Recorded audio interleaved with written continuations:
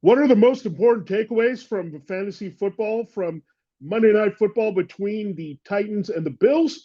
Who are the waiver wire targets you should be looking at here ahead of Week 7? It's time to find out right here, right now, as another episode of Locked On Fantasy Football begins. You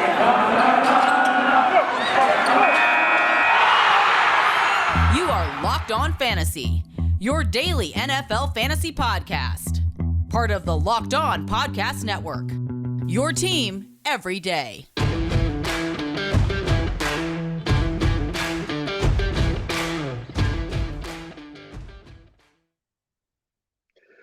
Greetings, everyone, and welcome to another edition of the Locked On Fantasy Football podcast. As usual, I'm your host, Vinnie Iyer. When I'm not doing this, I'm writing about NFL and fantasy football for sportingnews.com. It's a pickup Tuesday. That means we're going to focus on the waiver wire people that you can pick up or a defense that you can pick up to help your teams here in Week 7, whether you're looking for bench stash, immediate help here during the bye weeks. And we know 6 teams are off this week, so it's a tough bye to navigate.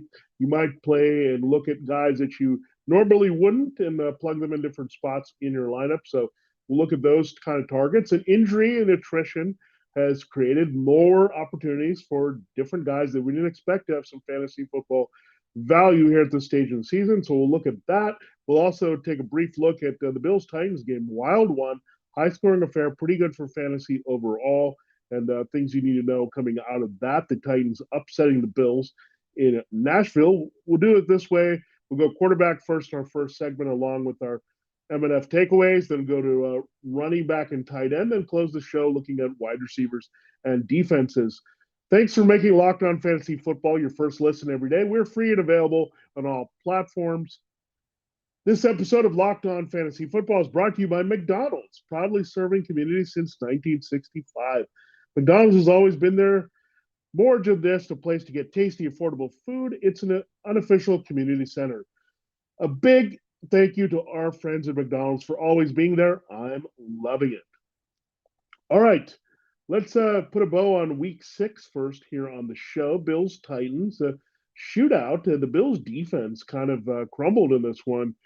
And Ryan Tannehill didn't look very efficient. It took him a while to get the ball out. We didn't love Tannehill in this matchup. He really didn't come through.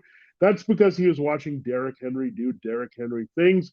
He got them on the board early with that 76-yard touchdown scamper. He shot out of a cannon, and no one could catch him from that strong Bills run defense. They were number 3 going in. It didn't matter. Derrick Henry smashed him with a long run. He had 2 more touchdowns in the game as the Titans shocked the Bills. The Bills had a 4th and less than a yard there late, deep in the Titans' red zone, and couldn't convert. Josh Allen was stopped there, so they lose by 3 points. We did like the Titans to cover.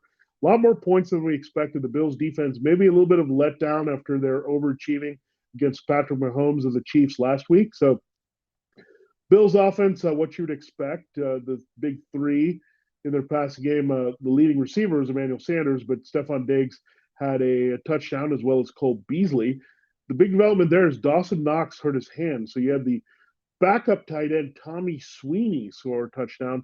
Knox did throw a 2-point conversion trick play to Josh Allen before he left. But it's a bummer for Dawson Knox. He's a guy that's been hurt in the past. Let's hope this doesn't affect him too much here. But a turnaround short week with that hand. It looks good here that they have a bye. That's going to be helpful. So Dawson Knox should be just fine. But just looking at Sanders, it looks like they're going to make him a consistent part of the offense. Now, what's going to be a bit inconsistent is the Bills' running game. And when they get in shootouts, they're quick to abandon Devin Singletary and Zach Moss. They got some key touches there early, but then they went away from it. So something to keep in mind there. If the Bills go back to that shootout mode, their defense is not as good. It's going to really affect those 2 backs and their values, even as flex plays here in 2021. Now, let's go to the Titans side of things. It's a Derrick Henry show, but the most important development here was A.J. Brown getting back on track. He's had the hamstring. He had the illness. Julio Jones, forget about it. I mean, Julio had one big play early, but he got hurt again. But the consistent guy that got the Titans in the game and going in the second half was A.J. Brown. He ends up with 91 receiving yards, but we just wanted to see a get-well game from him. They looked to him in the end zone a couple times. But, yeah, it was good to see A.J. Brown back on track, more of what we want from the Titans offense, keeping it simple, with the triplets. Tannehill, who did have a rushing touchdown there, which helped his cause for numbers. But again, Henry with the 3 scores there. Tannehill facilitating Brown. That's what we want. Tannehill standalone doesn't have the value, but you want him to help the Titans playmakers do well, and that's what happened in this game for sure. He played well enough to do that, even though it was a poor all-around matchup for him this week. But yeah, Derrick Henry, what can you say? I think he is right up there as the quarter or third of the season MVP in fantasy football. People are doubting him all over the top, but you look at Christian McCaffrey, he's missed a lot of time. Dalvin Cook is coming back and doing Dalvin Cook things, but he's missed a few games here. Alvin Kamara hasn't been what you expected. Ezekiel Elliott's been pretty good, but Derrick Henry clearly made the case that he should have been the number 1 draft pick, and he's living up to that. Now let's hope he doesn't get hurt and his workload doesn't break down for him. Looks like Darrington Evans could return here pretty soon to be the Titans' backup of choice ahead of Jeremy McNichols, who's hurting, by the way, and it was more of a change of pace back anyway. All right, let's turn our attention to quarterbacks there. And on the waiver wire this week, a lot of buys this week. The Bills are one of those teams. So if you're looking for a replacement for what you get in Tua Tagovailoa, I think you're looking at a pretty good streamer this week with the Falcons matchup. But again, Tua looked pretty good. The Falcons' pass defense still pretty weak. You can't run on them. We know the Dolphins can't abandon the run and go in that direction. So, yeah, I really see a high volume from the Dolphins passing game once again this week. And why not? You have Jalen Waddle, you have Mike Gesicki. The Falcons can struggle to cover both of those guys. Maybe we'll get a few more receivers involved this week for Tua. He looked pretty good. He had that one bad interception against the Jaguars, but he's at the helm, and the matchup is pretty good this week. So Tua, for certainly, is a good streaming option and the top on the board this week if you can get him. And a lot of people probably have dropped him because he was out for a while, the ribs injury, not sure when he was going to return. But now it's clear that he's going to be the starter going forward. He looked pretty healthy, came out of that London game. Unusual that the Dolphins don't have a bye following that London game. Jaguars do. So really thin on quarterback options this week. You can look at Tua. Another guy that you can look at is Jameis Winston. Again, people might have dropped him with the Saints bye last week, but it's a good matchup in Seattle against the Seahawks. The pass defense is not very good there. Jameis Winston, similar to Ben Roethlisberger, but still with a good arm there at this stage of his career. He's got good weapons. Alvin Kamara figures to be a big part of what the Saints do in that matchup on Monday night, but you're going to see Jameis distribute, play off that running game. Kamara is a big part of the passing game as well. So Tua and Jameis, pretty good streaming there. Another one that's really good to me is Jimmy Garoppolo, looking like he's going to be starting over Trey Lance. He's got the calf injury, a little bit banged up here. Jimmy was practicing early in the week. He had Lance on the shelf and not out there with his teammates. So they might pivot back to Jimmy. They need some wins here. Trey Lance looked a little overwhelmed in that Cardinals start anyway before the bye. They get the Colts at home. This is a winnable game, but if you put in Trey Lance, the Colts might sneak away with this one. It's a pretty tight game. So you might want to go with the veteran, going to get the ball in the hands of the key guys. So Garoppolo on Sunday night as good as Jameis on Monday night, I should say. So you have two primetime guys that you can look at and Tua in a less primetime spot against them. Falcons, and likewise sticking with another Alabama quarterback with Tua, is Mack Jones, and he gets the Jets here at home. It's a comfortable spot. He put up the numbers last week against the Cowboys, so he seems to do better at home. We've seen him do okay with the Bucs and the Cowboys, not so much in that middle game. It's the Texans. Part of it is that the Patriots could control things there with their running game. So they did that last week. They were very effective running with Damian Harris and Rhamondre Stevenson, but Mack Jones, again, pretty decent spot against the Jets. The Jets' pass defense can be pretty tricky. They've got some guys at the back end, so keep that in mind here that it's not going to be a big game, but 202, somewhere in that range. If you're looking for a bye week pinch replacement, here's another option. Should Tua, Jameis, and Jimmy all be gone, you can look at Mack in your lineup this week. All right, so we talked about the Bills-Titans game. We looked at quarterbacks. We get through running backs and tight ends. We'll do that in our next segment. Then close the show looking at wide receivers and defense on the waiver wire. You should target here on Pickup Tuesday. This episode of Locked On Fantasy Football, as we mentioned at the top, was brought to you by McDonald's. Proudly serving communities since 1965, McDonald's has always been more than just a place to get tasty, affordable food. It's a place where friends and family can come to reconnect, a place where classmates can meet up for a study group, knowing they'll have dependable Wi-Fi and endless supplies of French fries and McFlurries. Win or lose, it's a place where teammates, competitors, the home team, or the away team can come to recharge. It's a place you always look forward to stopping at on a long road trip to rest your legs and refuel. That's a place for me for McDonald's. I got one just around the corner. They're very nice people, and they just make you feel at home away from home. Whether you're stopping by, drive through, or going to hang out for a bit and have a meal and do some work there, McDonald's always takes care of me in my neighborhood there, and it's a good place to go. You're with the kids. You go to a soccer game or another youth sporting event, and you want to get them refueled after the game. McDonald's is always there for you just around the corner. We know what a great job they do with birthday parties and making everyone feel good with that as well. So McDonald's is everywhere, and McDonald's is here for us all the time. So head to your local McDonald's to refuel and reconnect. Did somebody say Locked On Fantasy Football Watch Party? End here and go to McDonald's and say, look, you're going to find exactly what you need at your McDonald's, that comfortable situation and the food that you're looking for. McDonald's, I'm loving it. Ba-da-ba-da-ba. I'm loving it. This episode of Locked On Fantasy Football, again, brought to you by McDonald's, proudly serving communities since 1965.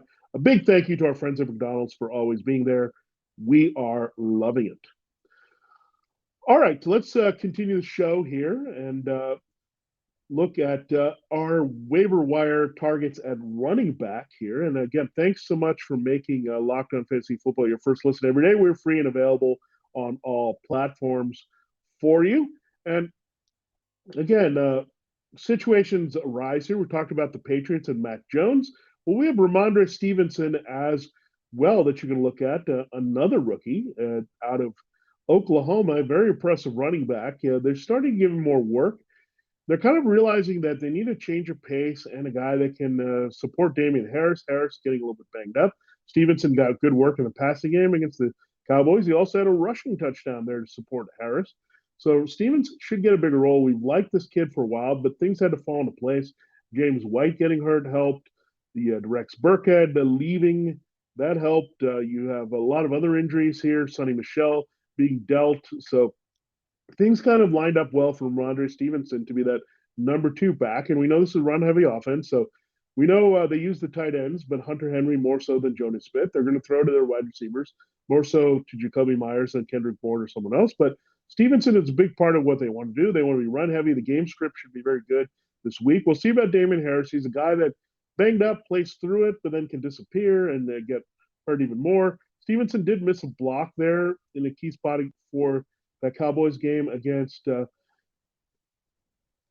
Mack Jones. So we'll see there if that hurts his value at all here in 2021. But overall, looking at a good position here for Rhamondre Stevenson to be more productive.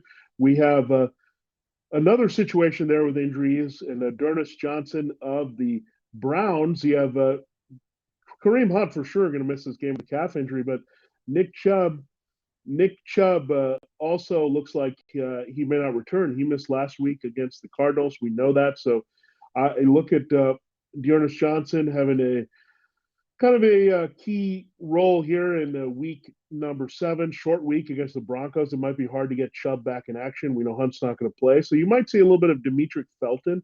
He's a guy that you can look at deeper leagues and PPR. He's a pass-catching guy that they might work in. But Darnell Johnson, in terms of being a run-heavy team, that's where they need to go here more this week. So, yeah, Darnell Johnson, it looks like he might be the guy that is going to get the key touches here this week. And, yeah, you can't ignore any of these running backs. We saw Khalil Herbert come through last week, Chuba Hubbard. These backup running backs can do damage. Not so much for Devontae Booker, but Darrell Williams came through really for the Chiefs last week. So looking overall at the Browns situation, you have to take advantage of that. That's what we see there with the injuries. Now, the Ravens can't catch a break with their backfield injuries. We may have lost J.K. Dobbins and Gus Edwards in the preseason. It was pretty brutal there. And now they added Latavius Murray. But now Murray's banged up with an ankle injury. They have Devonta Freeman and Le'Veon Bell. So it seems like they keep adding backs, these veteran backs.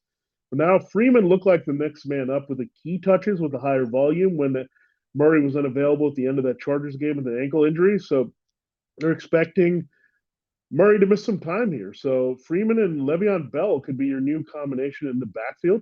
The Ravens defense is playing well. They're playing the Bengals this week, so some opportunities to run the ball effectively for that new committee. Freeman and Bell did score last week against the Chargers, so something to watch there. But I think they trust Freeman a little bit more. Bell's a little bit rusty. Freeman can pass protect, do some little things there. I think that Bell can't do as well at this point. Bell looked a little wiry, while Freeman looked more of that power back. So really, if they're in a pass mode playing from behind, I don't think that's going to be the case with the Bengals. I think it's going to be more back and forth game. You might see a little bit more of Bell. And if they're in a little bit ahead situation, we're in the red zone and need some power running to complement Lamar Jackson, they'll see a little bit more Freeman. But yeah, it's been tough to trust anyone that's Ravens backfield. Remember Tyson Williams, he was there. He seems like a distant memory now and not getting the work at all. Maybe they might reconsider him with Murray on the shelf, but I think they've moved on to the veterans. It's telling that they just went ahead and went with Freeman and Bell behind Murray there against the Chargers. So, again, you might extract some value there if you're desperate. Again, it's bye week time. We have a lot of injuries. We might play guys that we normally don't at RB2, and these are some of the options there for you. So, looking at Johnson and Felton in different roles for the Browns and making up for Chubb and Hunt, and Freeman and Bell forming the committee here to make up for no Latavius Murray. Now, for the Raiders, this is a tough guy to trust here, Kenny Drake. Very limited touches. He did score twice there, but I think they're going to use him a little bit more as kind of a change of pace, complementary receiver hybrid. Kenny Drake looked really good against the Broncos. They get the Eagles this week. The Eagles allow a lot of underneath stuff. They're probably going to take the deep ball away with Henry Ruggs and stretching the field. So a fellow Alabama product, Kenny Drake, should be busy along with Hunter Renfrow in the slot. I think pretty much they're realizing Drake needs to be the guy in passing situations where Josh Jacobs is pretty much the power back, paid barber. If something happens to either of these guys, it's just pretty much the swing backup for the Raiders. So, yeah, Drake, again, you could do a lot worse. The matchup is not terrible here. The Eagles can give up some in the running game. We saw that last week with Leonard Fournette. They can give up some catches as well there. So it's just a matter of how much is Drake going to touch the ball behind Josh Jacobs. It looks like they got to incorporate it more. I mean, they got to win out of it. Their offense looked more dynamic with Kenny Drake in there. So I think you'll get more opportunities as it goes on. Now, how much should we trust the Seattle backfield? I don't know. Alex Collins looked pretty good against the Steelers last week, filling in with a regular heavy workload without Chris Carson. But Rashad Penny is going to be activated, looks like, from injured reserve this week. So he could be available for that Saints game. They turned the backfield over to Penny, and they've been waiting for him. He is a first-round pick that they've been holding out hope for still to be productive. I don't get why he's still on the team at this point. But, again, he's still there. Collins might be a little bit banged up. He's got multiple injuries here. They feel confident that Collins could play, but Penny could step into a pretty good role here sooner rather than later if Collins goes back to struggling like he did in week 6 or week 5 against the Rams. He had a good rebound in week 6, but again, Collins is a guy that has had history of injury as well. Again, another guy they couldn't quit because they previously drafted him before he had a flash of fantasy success in the Ravens, so they've turned the backfield over to him, but don't be surprised if they give Penny some work here to prove that they're still right about taking him in the first round when all it's been is disappointment, committee approach with Chris Carson not staying on the field here for Penny. So I'm more skeptical. That's why he's pretty buried down on the rankings, even though the Seahawks injury situation could open things up for him. And Chris Evans, we're looking at him, not Captain America, but he looked like it. He made a big play against the Lions, kind of a change of pace back rookie. Samaje Perine was on the shelf with COVID-19. That helped him get a key workload in key spots there behind Joe Mixon. Mixon, however, looked pretty good. Ravens matchup is a bit tricky this week. The Ravens are pretty good against the run, so I don't think it was going to be reason to use a lot of Evans, but they might have seen enough of Evans where more of a pass-happy approach with the Bengals that they might go in that direction here in their backfield. All right, so let's turn our attention to tight ends. Ricky Seals-Jones, as long as the Logan Thomas is out, he's playing the role of Logan Thomas pretty well here with Taylor Heineke, so I don't think that's going to change all that much here for the Washington football team. Heineke still making the big plays to the tight end, and he's really pretty much relying on the tight end, not really forcing it to the wide receivers as much and hurting Terry McLaurin's value. It's a matchup against the Packers, pretty vulnerable against the tight end here with their situation. So Darnell Savage, the safety is banged up. They're hurting at corner. So RSJ could have a little bit more value this week, but plug and play for all of you who have lost Logan Thomas again. Big bye week, and we're hurting there. Evan Ingram, the Giants tight end, they should get more looks here as they can't keep anyone healthy at wide receiver except for Sterling Shepard. So it's a matchup against the Panthers this week, and there's some opportunities there to do some damage with them being a little bit better on wide receivers than tight ends. Pat Freiremuth, the rookie from the Steelers, he was very busy. We thought he might step up in the absence of Juju Smith-Schuster. They lost their slot target, so he needs someone to complement Deontay Johnson and Chase Claypool, and that's what we're seeing a lot with Freiremuth. Getting the opportunities would be nice if they got him into the red zone and got him the opportunities there over Eric Ebron, but Freiremuth, the talent they really like as a Heath Miller clone, and we're seeing that ability here as they need him out as a more of a blocker and receiver as a rookie. Dan Arnold, the Panthers, you can look at the former Panthers guy with the Jaguars, but they're off this week, so someone to stash for backup duties there for the Jaguars. So Dan Arnold making that transition, being used a lot better with the Jaguars. I think he could have been that same guy for the Panthers, but they move on. Tyler Conklin getting still a little bit more work for the Vikings, but again, it's hard between looking at him and KJ Osborne where they're going to go as their third option behind Adam Thielen and Justin Jefferson any given week, but still a guy that should be on the radar. O.J. Howard, we'll see about Rob Gronkowski this week. Maybe the extra durability might have hurt or helped extra week of rest there for Gronkowski with the early game in week 6 may have helped him get a little healthier, but O.J. Howard looked pretty healthy. He's coming off an Achilles himself, and looks like he actually might be a pretty big factor here at tight end should Gronk miss more time ahead of Cameron Brate, working him in the red zone for Tom Brady. So something to definitely watch there if Howard sees an expanded role and Gronk still can't return from that ribs injury. All right, we still need to look at a couple more positions, wide receivers and defenses on the waiver wire here on Pickup Tuesday, our waiver wire look on Locked On Fantasy Football. In life, we're bound for different things. With beachbound.com vacations, you can be bound for adventure, bound for passion, bound for discovery, or bound for togetherness, bound for immersion, bound for rejuvenation, or you might be bound for encountering the unexpected. Personally, when I'm at a beach resort, I'm bound to end up at the poolside bar, maybe even creating my own taco flight. As long as I've got a good view and a good drink in my hand, I'll be happy as can be. With beachbound.com, you can find the perfect beach vacation for you, no matter what you're looking for. What are you bound for? Visit beachbound.com today. This episode of Locked On Fantasy Football is also brought to you by RockAuto.com. With ever-increasing numbers of makes and models, it's now possible for your local chain auto parts store to stock all the parts you need. Wide door often pointed as seemingly intimidating questioning. They wait while the person behind the counter orders the parts on the computer, choosing the only brand their warehouse haven't scary. You have computers with access to RockAuto.com at home and in your pocket. Save time and money while using Rock Auto. Choose to spend 30, 50, even 100% more of the same parts from a chain store car dealership. Take this for an example. Honda Odyssey fuel pump is $353 from a chain store, or you could have paid only $216 from Rock Auto. Rock Auto is a family business serving do-it-yourselfers for more than 20 years. And Rock Auto prices are reliably low for every customer. They have everything you could need there. Brake parts, tail lamps, motor oil, and even new carpet. Go explore their easy-to-use website today to find your solution to your auto part needs. Go to rockauto.com right now and see all the parts available for your car or truck. Right Locked On in there. How did you hear about us box so they know that we sent you. Amazing selection, reliably low prices, all the parts your car will ever need. You can find them at rockauto.com. All right, it's time to close the show looking at wide receivers. There's some good values there to pick up as well on the waiver wire here on a Pickup Tuesday. Darnell Mooney, in shallow leagues, he still might be available. In deeper leagues, probably not. But if he's available, even in 10-team league, Mooney looks like the guy. Looks like there's a bit of a changing regard from Allen Robinson to Darnell Mooney. Justin Fields has a better chemistry with Mooney. They get the Bucks secondary this week, so a good team to attack downfield for sure.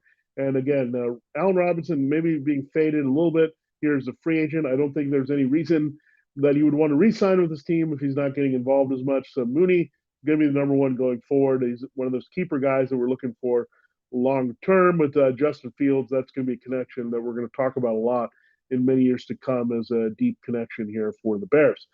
Another rookie that we look at is Rashad Bateman. He's Mooney in his second year connecting with his rookie quarterback Fields. Bateman stepping in with Lamar Jackson. They didn't waste any time. Sammy Watkins did not play against the Chargers. They got Bateman for significant snaps there, working with Marquise Brown at wide receiver. So they want to use the rookie more and more. They're excited to have him in the lineup. They want to open up the passing game a little bit more. And I think this week they'll have to put it up. I think they'll get a little bit more resistance from the Bengals. So Bateman should be involved more as a wide receiver here now. I know it's been a lot of Mark Andrews and Marquise Brown. So Bateman helps diversify the portfolio a little bit here for the Ravens, and he can do a lot of things. He's a good possession complementary receiver. I think he plays well off the talents of Andrews and Brown here. So I really like Bateman as a talent. I think the Ravens are going to find a way to use him. We'll see if it translates to fantasy football production, but certainly worth a look on your bench. Now, let's look at Michael Gallup. But the Cowboys have been throwing a lot to Cedric Wilson, their third receiver, but they could really use Michael Gallup back behind Amari Cooper and CeeDee Lamb. We know he makes big plays. He's about to return here. So Gallup could be a spark there for the Cowboys, and the Cowboys are on a bye this week. So something that keep in mind that Gallup should be good to go here coming out here in week 8. So Michael Gallup, certainly a good stash and play. If you've had an IR spot, he was a good guy to keep. And I think he'll have a key role as this Cowboys offense is not slowing down anytime soon, getting involved a lot of receivers here for Dak Prescott. If you're hurting at wide receivers, Donovan Peoples-Jones really looked good with Baker Mayfield. I think he just looks better when he's not forcing the ball to Odell Beckham Jr. And Peoples-Jones had the long Hail Mary touchdown. He made another move at the goal line for a second touchdown there early in the game. So, yeah, DPJ maybe needs to be more involved than OBJ for the Browns. I mean, he just looks more reliable. I always liked this player at Michigan. I think he plays well off the running game, good target, and good chemistry there with Baker Mayfield. So a guy that I would like to put on more deep league benches. AJ Green, maybe an afterthought there behind DeAndre Hopkins and Christian Kirk and Rondale Moore, but he was a leading receiver, had a touchdown there for the Cardinals, was a difference maker. And the Cardinals team is playing the Texans this week. So really could light up the scoreboard where Kyler Murray can do whatever he wants. Again, it's hard to know which mouths he's going to feed in a certain week.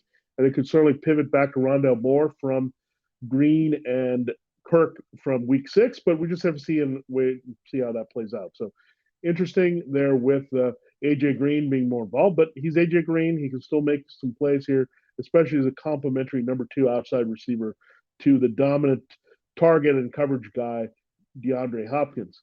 T.Y. Hilton, I do have some interest in him, but he did get hurt again against the Texans, made some nice plays. They kind of seamlessly put him back there as a number 1. Paris Campbell did get hurt in that game, so he's probably going to miss time here. So Campbell, we like the one big play, but he's back on the shelf. Hilton looks like he has some good chemistry with Carson Wentz.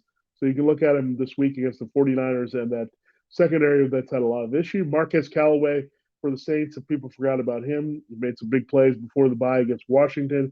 I think he'll be involved against that Seahawks secondary there in week 7. So if there's any league where he's available, you can go after him, probably deeper leagues.